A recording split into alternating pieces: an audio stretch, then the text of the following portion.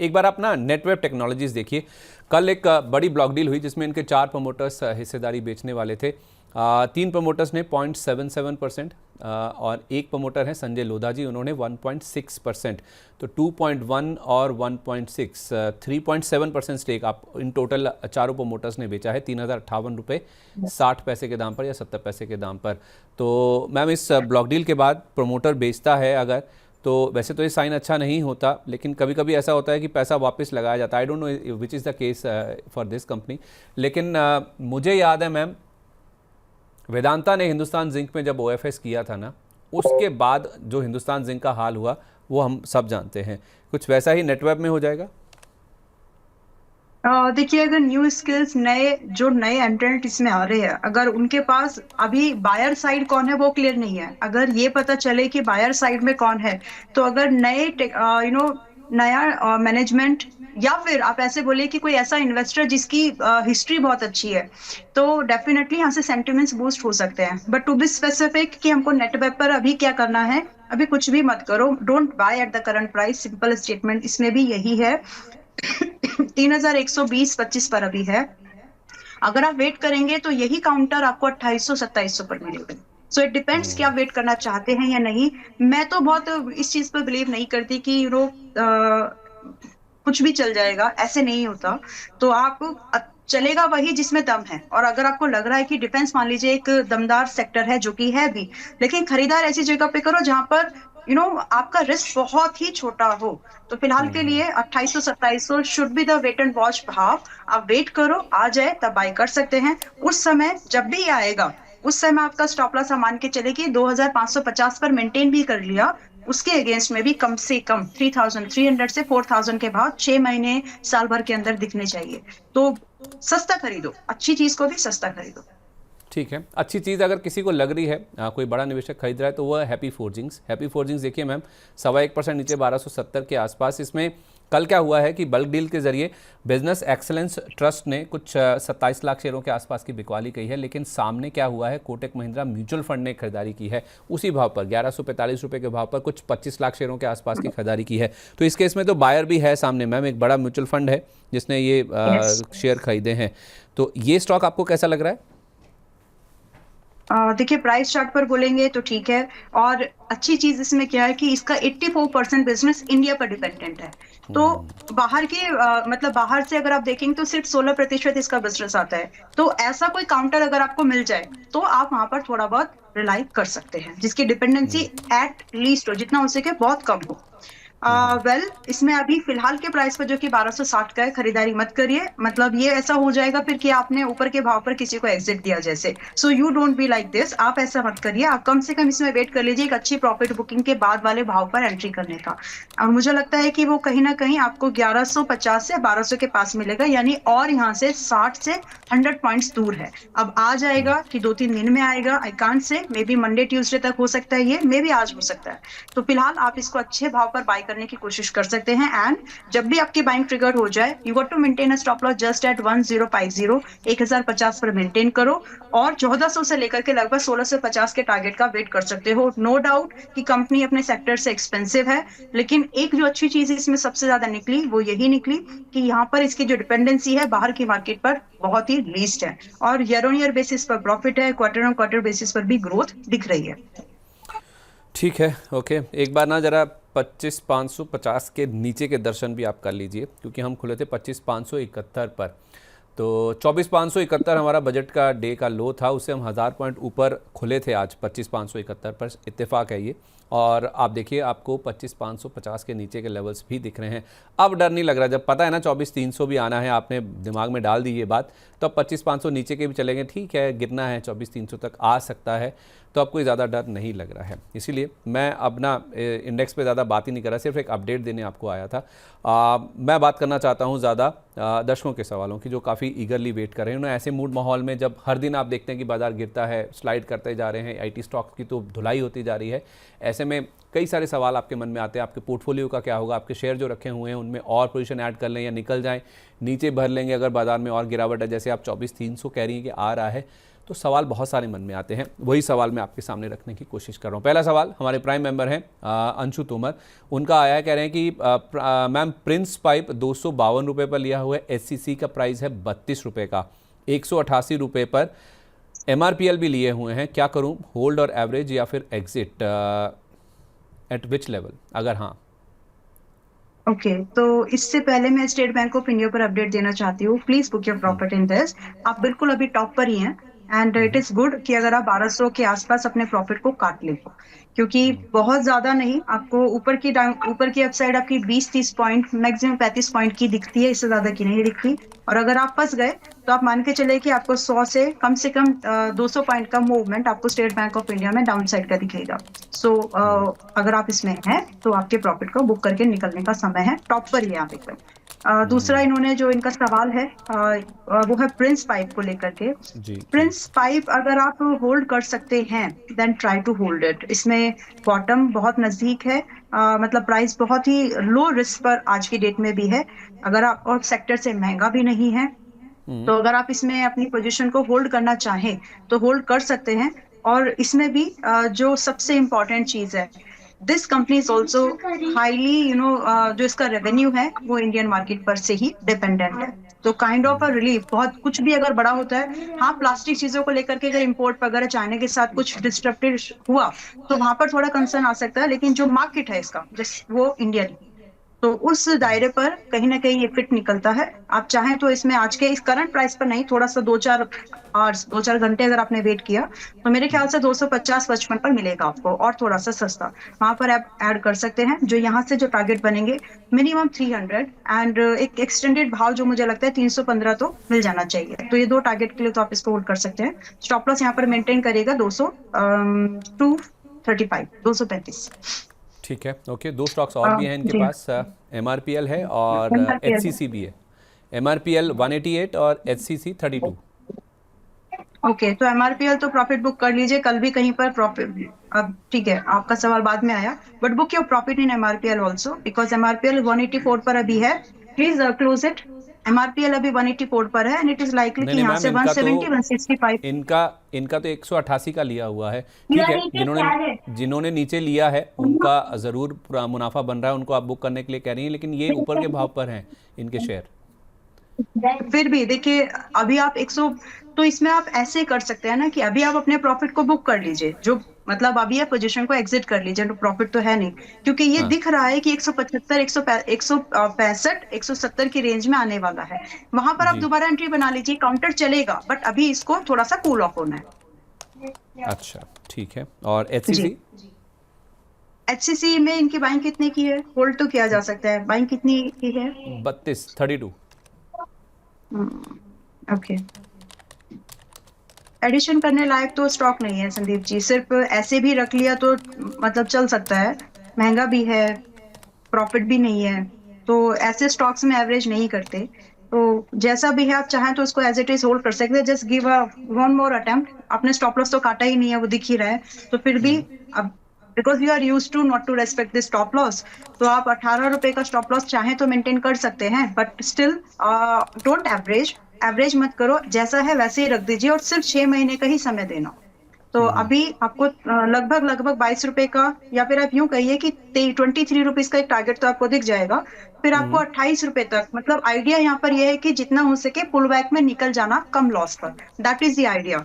और एवरेजिंग की सलाह भी नहीं है, तो 23 रुपए 28 रुपए आर द टू टारगेट जो कि आपको दिख सकते हैं 6 महीने के अंतराल के अंदर में ही। अब 28 के बाद इट्स योर चॉइस, अगर आप इसको होल्ड करना चाहें एज इट इज तो होल्ड कर सकते हैं, अभी ट्रेलिंग है 25। तो अगर एक्सटेंडेड आपको 32-31 मिल गया तो बढ़िया, अदरवाइज बट फ्रेश लॉन्ग नहीं करना इसमें और ना ही इसमें एडिशन करना है, पर होल्ड कर सकते हैं क्योंकि बहुत ही नीचे के भाव पर आ गया है, सेक्टर से महंगा है, प्रॉफिट नहीं है। ये दो मेन कारण है जिसकी वजह से मैं इसमें आपको फ्रेश लॉन्ग नहीं सजेस्ट कर रही हूँ, ना ही एवरेजिंग। ठीक है, परफेक्ट है, ओके। इस बीच साक्षी जी कह रही हैं HCL टेक या फिर GMDC लॉन्ग टर्म के लिए कहाँ बाय करें? तो HCL टेक वर्सेस GMDC वाला मामला ये हो गया, और फिर से कह रही हैं कि अजंता वर्सेस ग्लेक्सोस्मिथक्लाइन फार्मा कौन सा बेटर है 2 से 3 साल के लिए? 4 स्टॉक्स आइडेंटिफाई किए हैं, दोनों में वर्सेस करा दिया, HCL टेक और GMDC, बताइए पहले। ओके तो पहले HCL, मैं दूसरी वाली लिस्ट को दोबारा नोट डाउन करूंगी। तो अनडाउटली अगर मुझे खरीदना है तो एक स्टेबल एनर्जी का स्टॉक, हम माइनिंग का स्टॉक देख सकते हैं। अगर आपने 2-3 साल की बात कर ली है तो सारे ऑड्स में भी कुछ भी हो जाए, अगर मतलब सारी विपरीत कंडीशन में भी एक ऐसा स्टॉक जो स्टेबली चल जाएगा, वो जीएमडीसी लगता है मुझे। एचसीएल टेक चलेगा, लेकिन इसके लिए इम्पैक्ट बहुत सारे मार्केट की तरफ से रहेंगे। और रही बात की अब आपका 2-3 साल में मुझे इन दोनों में से एक स्टॉक देना है, तो वैल्यू वाइज मैं एचसीएल टेक दूंगी, लेकिन आज नहीं कर रही हूँ इसको, वो फिर कभी हम बात करेंगे। दोनों में से आज मैं जीएमडीसी लिमिटेड को चूज करूंगी, क्योंकि मुझे इसको 2 या 3 साल का व्यू रखना है। तो आज 578 पर है ये। फ्रॉम हियर अगर आपको मुझे टारगेट देना हो तो आप मान के चले कि कम से कम 800 रुपए का, इस बीच में स्प्लिट वगैरह नहीं हुए तो उसके हिसाब से कैलकुलेट कर लीजिएगा। 800 रुपए 950 की टारगेट हैं, जो 2-3 साल के अंदर में इसमें आ जाएंगे। रही बात स्टॉप लॉस, तो आप का स्टॉप लॉस आप यहाँ पर क्लोजिंग बेस पर मेंटेन करके चलेगा। आउटलुक बड़ा है, नजरिया बड़ा है, तो स्ट्रैटेजी ये होनी चाहिए कि आप इसमें कम से कम हर 10% के टिप पर, नोट कर लीजिए क्योंकि आपका दायरा बड़ा है, हर 10% के टिप पर, यानी जो 570-78 पर ये भी चल रहा है, यहाँ से अगर ये 510 तक भी आता है तो आपको ऐड करना है, एवरेजिंग करना है। और इस व्यू के साथ में जब आप आज एंट्री कर रही हैं तो आपका स्टॉप लॉस यहाँ पर सिर्फ 430 रुपए का ही मेंटेन करना है। तो जैसा आपका नजरिया वैसे ही आपके टारगेट की एक्सपेक्टेशन एंड स्ट्रेटेजीज। ये लॉन्ग टर्म हो गया ना, 430 तो बहुत गहरा हो गया मैम स्टॉप लॉस। उनका टारगेट भी तो उनका 800 है, उनको 2-3 साल होल्ड भी करना है। 800 और 950 के टारगेट आपने जीएमडीसी पे दे दिए, बड़े लंबे टारगेट आपने दे दिए। लंबा नज़रिया और लंबा पेशेंस भी चाहिए होल्ड करने का, आपके पास इतना पेशेंस होना भी चाहिए, इतना लेवल भी होना चाहिए। तो ये स्टॉक ऊपर में बहुत अच्छे लेवल्स दिखा सकता है। बहरहाल सर, मैम दूसरा जो इन्होंने पूछा था वो था अजंता फार्मा, और उसको इन्होंने जो जोड़ा था इसमें जीएसके फार्मा के साथ। ये अजंता फार्मा या जीएसके फार्मा, ये भी 2 से 3 साल के लिए पूछ रही हैं। जीएसके फार्मा क्यों नहीं आ रहा है? जीएसके फार्मा आ नहीं रहा है संदीप जी, मतलब आते तो है, मतलब 2625 का दाम है मैम। जीएसके फार्मा नहीं तो ग्लेक्सो स्मिथ क्लाइन फार्मा के नाम से शायद आपको मिल जाए जीएसके। वैसे इसका कोड ग्लेक्सो ही है मैम, एनएसई पर GLAXO। ठीक है।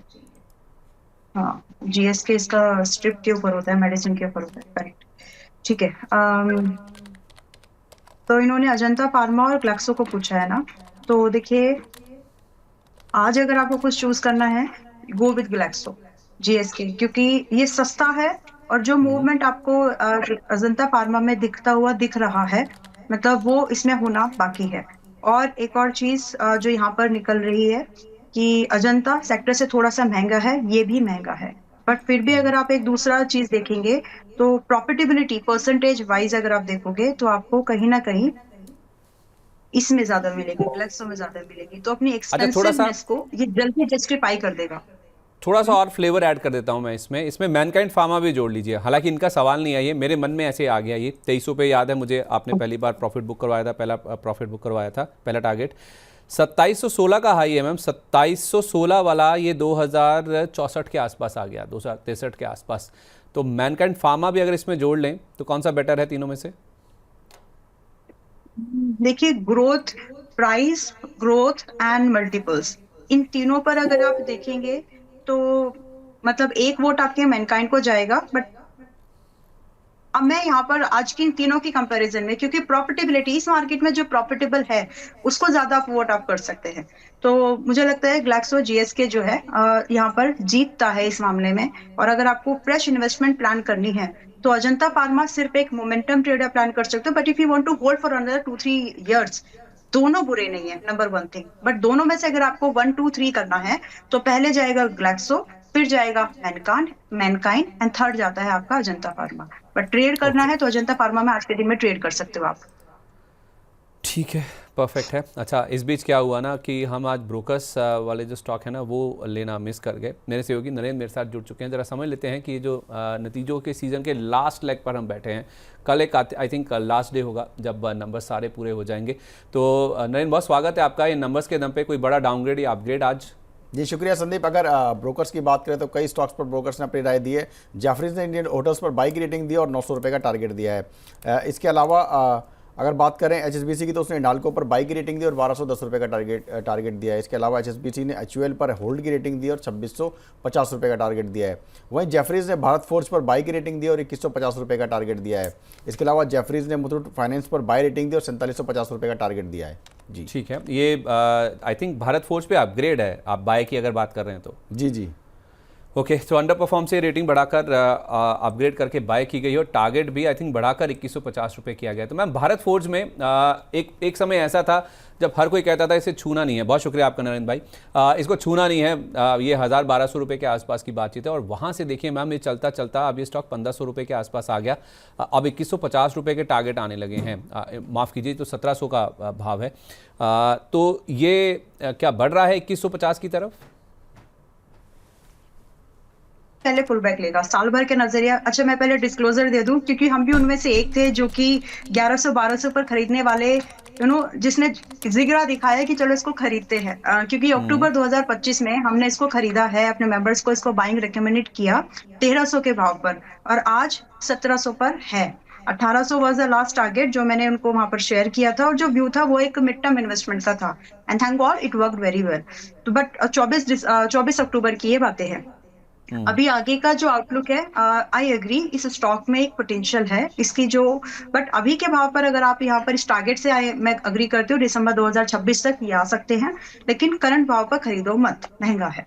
और खरीदने का जो आपका विचार आपको बनाना चाहिए नॉट बिफोर कम से कम 1650, तो मत एक्चुअली उससे भी नीचे आएगा संदीप जी। आप इसको जितना नजदीक हो सके 1600 के पास खरीदिए, समय लगेगा 1 महीना 2 महीना वटेवर, लेकिन 1600 के आसपास खरीदेंगे तो ही आप इसमें अपना एक अच्छा रिस्क रिवॉर्ड 2100 क्यों, इसमें आप इसको 2200 के भाव तक भी टारगेट देख सकते हैं। So I agree with this report but don't buy after the report at current price, थोड़ा सा डिस्काउंट का वेट करो और वो कम से कम 1600 रुपए तो होना ही चाहिए। और स्टॉप लॉस यहाँ पर अपना 1450 का मेंटेन करना क्योंकि टारगेट आपके काफी बड़े हैं। ठीक है, ओके। अच्छा, मैं ना आपसे होनासा कंज्यूमर पूछ भी रहा था। होनासा कंज्यूमर में हमारे एक मनीष शाह जी, हमारे एक प्राइम मेंबर हैं, कह रहे हैं कि फ्रेश एंट्री लेवल बताइए होनासा कंज्यूमर में। नंबर्स तो अच्छे आए हैं, स्टॉक अच्छा मूव कर भी रहा है आज। जब बात किए थे 307 पे था, अभी 312 पर है। हाँ। तो आप ट्रेड कर सकते हो इसमें, अगर अभी आपको करंट प्राइस पर लेना है और 3-4 रुपए महंगा हो गया वैसे, बट दैट्स ओके, क्योंकि इसमें जो अपसाइड बनती है बचती है एक्चुअली, वो अभी भी स्विंग के हिसाब से भी कम से कम, अगर मैं अभी इसको देख रही हूँ तो कम से कम 325 और 340-45 तक तो ये जा सकता है। तो उस हिसाब से अगर आपको प्लानिंग करनी है तो आप इसको बाय करिए, छोटा टारगेट, बाकी होल्ड करना है तो 370 का भी कर सकते हैं आप। स्टॉप लॉस स्ट्रिक्टली ध्यान में रखिएगा, इससे नेगोशिएट मत करिए किसी स्टॉप लॉस के साथ में, विच इज थोड़ा सा और इसको छोटा किया तो 285 फिर भी एक स्टॉप लॉस है, इससे नीचे आप इससे कम में बात नहीं बनेगी। So this is the bare minimum stop loss. तो आपका रिस्क रिवॉर्ड फर्स्ट टारगेट पर बैठता नहीं है, तो यहाँ पर आपको यही करना चाहिए कि जैसे आपका पहला टारगेट हिट हो जाए और दूसरे का वेट करना चाहिए, और जब आप करें तो अपनी कॉस्ट के ऊपर ट्रेलिंग लगा करके बैठ जाए, ताकि आपका नो रिस्क पर आपका ट्रेड सेफली आगे चले, क्योंकि मूवमेंट में ही चल जाएगा, क्योंकि नंबर्स बहुत अच्छे हैं। ठीक है, ओके, परफेक्ट है। अच्छा, मनमोहन जी के सवाल है, 2 सवाल हैं। पहले तो ये पूछ रहे हैं कि कह रहे हैं कि can I buy RIL at current levels, मतलब जितना बाजार गिरा है उतना करेक्ट RIL नहीं हुआ है, क्योंकि ऑब्वियसली ये जो फॉल है या फिर जो गिरावट है ये IT लेड है, तो RIL उतना करेक्ट नहीं हुआ। एक बार चार्ट दिखाइए। आई थिंक 1470 रिसेंट एक लेवल था, हाई था, जहाँ से स्टॉक गिरता हुआ अभी 1440 के आसपास ही आया है। तो रिलायंस में क्या फ्रेश लेवल पे कुछ बाइंग कर सकते हैं? और थोड़ा बताइएगा आपकी स्माइल के पीछे क्या वजह है ये? निफ्टी 24 300-200 आना है तो आएगा किसके भरोसे, रिलायंस को तो गिरना ही पड़ेगा। अच्छा। तो दैट इज, मैं वही था कि गिराएगा कौन, रिलायंस ही बचता है दावेदार, क्योंकि HDFC बैंक अगर आप देखेंगे तो मैं नहीं गिरा रही बट चांसेस है वो गिरेगा।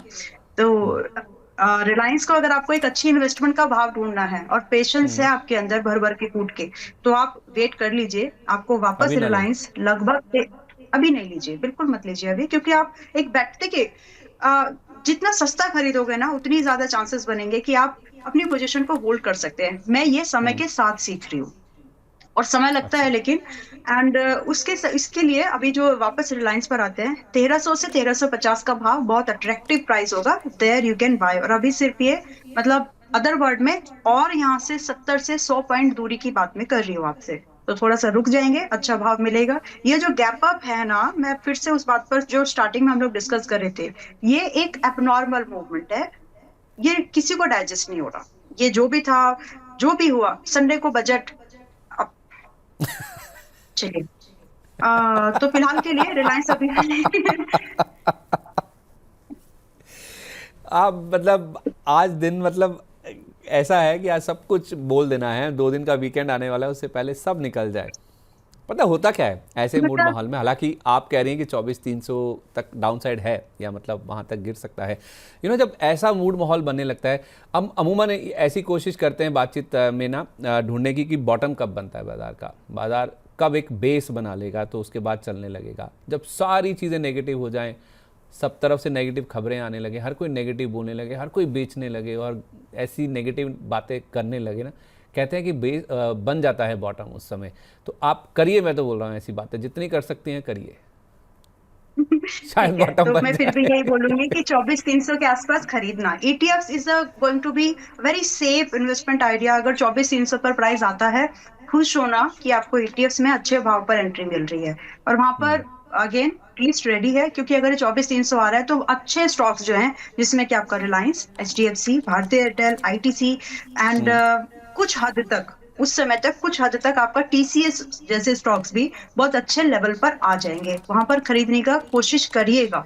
तो पहले से आपको पता है कि अगर वो भाव आ रहे हैं तो करना क्या है और डरना है क्या, वो वाली सिचुएशन और डरने वाली नहीं है। वो एक लास्ट प्राइस लगता है मुझे कि वहां से आप एक बहुत बढ़िया कम समय में एक रिकवरी देखेंगे। तो बस वेट तो करिए कम से कम कि वो भाव आ जाए। महंगा खरीद के फिर आप बार बार सवाल पूछेंगे कि अब इसको होल्ड करना है कि नहीं, तो मैं नहीं चाहती वो समय आए। फिलहाल थोड़ा सा रुक जाइए, मार्केट को स्टेबलाइज होने दो। बड़ा इंतज़ार तो कर लें, लेकिन उस समय तक पोर्टफोलियो का क्या हाल हो जाएगा वो भी तो आप सोचिए। जब आप कह रही हैं कि ये IT लेड नहीं होगा, मतलब IT का तो जो होना था हो गया, रिलायंस गिरेगा, तो लोगों के पोर्टफोलियो में कईयों के पास रिलायंस भी तो रखे हैं, TCS भी रखे हैं, ITC भी रखे हैं, एयरटेल भी रखे हैं, जो आप कह रही खरीद लीजिएगा उस समय, उनका क्या हाल हो जाएगा अभी तब तक? अगर आप वेल वर्स्ड हैं तो आप इसको देखिए, सोने चांदी से तो you can't hedge it any more, it is a harsh truth. But yes, if you are well versed with options so you can try to, अगर आप बहुत ही ज्यादा बड़े पोर्टफोलियो वाले हैं तो आप इस समय में थोड़े बहुत ऑप्शंस, मिड कैप्स के या निफ्टी के थोड़े बहुत ऑप्शंस आप खरीद सकते हैं, ताकि ये जो मूवमेंट हो रहा है 5% इससे ज्यादा नहीं लगता निफ्टी इंडेक्स पर करंट प्राइस से। तो ये वाले मूवमेंट में, और इसमें समय रखिए, आप अप्रैल तक का समय रखो अपने पास, ताकि जब ये हो रहा है तो आपको बार बार पोजीशन चेंज ना करनी पड़े। उस हिसाब से आप प्लानिंग कर सकते हैं, आपके पास टाइम भी होगा, आपके पास हेज भी होगा, और जो हेज से आपने अपने पोर्टफोलियो को बचाया है जिस हेज से, उसमें थोड़ा बहुत आपको प्रॉफिट भी होगा। उसी प्रॉफिट को आप लोअर प्राइस पर वापस से उसमें थोड़ा इंड्यूस कर देना। So this could be done. But दूसरी बात ये कि अभी देखिए रिलायंस पे क्यों मेरी नजर है, किस बात पर है। अभी बात जब ये हुई थी कि रिलायंस वेनेजुएला वाला ऑयल खरीदेगा, चढ़ गया। अभी कल फिर से न्यूज आ रही है कि हम रशिया के ऑयल को, इट्स आवर कॉल, हो सकता है हम रशिया से ही ऑयल खरीदे। तो जो इतनी ज्यादा फ्लक्चुएशन एक हाँ और एक ना पर दिख रही है, इतना ज्यादा, तो आप समझ सकते हैं कि मतलब अगर ग्राउंड पर ये चीजें होती हैं तो उसका असर आपके प्राइस पर दिखेगा। और इसीलिए मेरा जो व्यू है वो यही है कि जो भी होना है मार्केट में, वो आपको 1-1.5 हफ्ते के अंदर में, जो अगर कोई बड़ी न्यूज अगर और आनी है तो 1-1.5 हफ्ते में हो जानी चाहिए। क्योंकि आप अगला महीना देखिए, अगला महीना is a financial year closing है। तो जो बड़ी चेंजेस होंगे इन माय ओपिनियन, वो इस मंथ में होने की एक्सपेक्टेशन है। ठीक है, मतलब फरवरी में हो जाए जो होना है, मार्च से चीज़ें शायद सुधरने लग जाएंगी। मैम मुझे एग्जैक्टली ना दो एग्जैक्टली। तीन सवाल और लेने हैं इससे पहले कि मैं प्राइमरी मार्केट वाले एक्शन की ओर बढ़ूँ, मेरे पास समय कम है। एक सुपर चैट के जरिए भी सवाल आया है,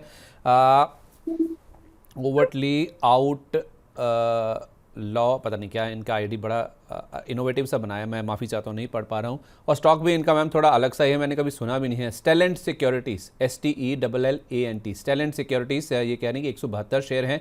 अभी मुझे क्या करना चाहिए, प्लीज़ आप हेल्प कीजिए मेरी। STELLANT, ये शेयर है आपके सामने, देखिए मैम इन्होंने 172 शेयर लिए, किस भाव पर लिए हैं वो नहीं बताया, लेकिन जिस तरह से कह रहे हैं कि हेल्प कीजिए, आई थिंक ऊपर के भाव पर ले रखे हैं, सर्किट लगा हुआ है नीचे का आज। ठीक है, तो इसमें आपको निकल जाना चाहिए। देखिए इट्स वेरी इलिक्विड स्टॉक, और मतलब बहुत ज्यादा तो अभी हम नहीं बोलेंगे क्योंकि टाइम भी कम है, एंड आप ऐसे स्टॉक में पैसा लगा रहे हैं तो आपको पता ही होगा। बट आपके थ्रू दूसरों को जो और देख रहे हैं, आप लोग जिसमें भी लिक्विड वाले स्टॉक्स होते हैं, ऐसे डॉट डॉट डॉट प्राइस जहां पर आपको दिखे, तो उनका मार्केट कैप जरूर देख लिया कीजिए एक बार, और फिर मार्केट में शेयर्स कितने हैं वो भी जरूर देख लिया कीजिए। बाकी फिलहाल आपको, मुझे आज तो नहीं लगता, अगर सर्किट खुलता है तो निकलने की कोशिश करिए, और अदरवाइज कल का करंट प्राइस नोट कर लीजिए। यहाँ से 4.99% का यानी 5% का लोअर सर्किट प्राइस पर जीटीटी लगा के रख दो, ताकि करंट प्राइस से 4.99% का जीटीटी लगा करके रख दीजिए ताकि आपको एग्जिट मिल जाए। अदरवाइज ऐसे स्टॉक्स में सर्किट ही लगते हैं, एग्जिट नहीं मिलते और ना ही entry, most of the cases में। आपको मिल गई एग्जिट, अभी यही एक तरीका है जिसमें कि आप प्लान कर सकते हैं। ठीक है, ओके, परफेक्ट है। एक आखिरी सवाल ले रहा हूँ मैम, ये है यूज़र के नाम से, हमारे प्राइम मेंबर हैं, कह रहे हैं कि ये हमारे नए मेंबर हैं एक्चुअली, और कह रहे हैं कि आपका व्यू दीजिए। एक तो ममता मशीनरी पर जल्दी दीजिएगा मैम प्लीज़। 500 रुपये पर लिया है, आलोक इंडस्ट्रीज़ 20 रुपये 71 पैसे का लिया हुआ है। कह रहे हैं कि is there any possibility of getting my price back soon. ऊपर के भाव पर लिए हुए हैं और पूछ रहे हैं कि उम्मीद है आने की भाव। ममता तो आप होल्ड कर सकते हैं, कितने की बाइंग थी लेकिन इनके 428 500 है रुपये अभी। की, 500 रुपये की। हाँ ठीक है, आप टाइम दे दीजिए, 3 महीने से 6 महीने का टाइम देंगे, आपको थोड़ा बहुत प्रॉफिट ही मिल जाएगा, तो होल्ड कर जाइए। स्टॉप लॉस यहाँ पर जो आपको ममता में मेंटेन करना चाहिए अभी, मेंटेन करिएगा, वो है 395। प्लीज बिना स्टॉप लॉस के मत रखिएगा, क्योंकि ये चलना चाहिए, और अगर इस स्टॉप लॉस को तोड़ रहा है इसका मतलब देयर इज समथिंग एल्स, जो कि अभी प्राइस इन, बाद में आएगी न्यूज, लेकिन अभी प्राइस इन नहीं है, वो कुछ भी हो सकता है, रिजल्ट्स वगैरह व्हाटएवर, लेकिन 395 should be the stop loss. दूसरा आपका आलोक इंडस्ट्रीज है, 18 रुपए बोला था क्या इन्होंने कि 17 बोला था? 20 रुपये 71 पैसे, 20.71। ओके, एवरेजिंग पे देखिए मत करिए, आप इसको एग्जिट कर लीजिए, ये और वीक है, और 20 रुपए का मतलब है आप ऑलरेडी अच्छे खासे डिस्काउंट नुकसान पे है, बट चांसेस नहीं लग रहे। 20% का लॉस है, लेके निकलना बेहतर है, इससे पहले कि ये 40 और 50 हो जाए।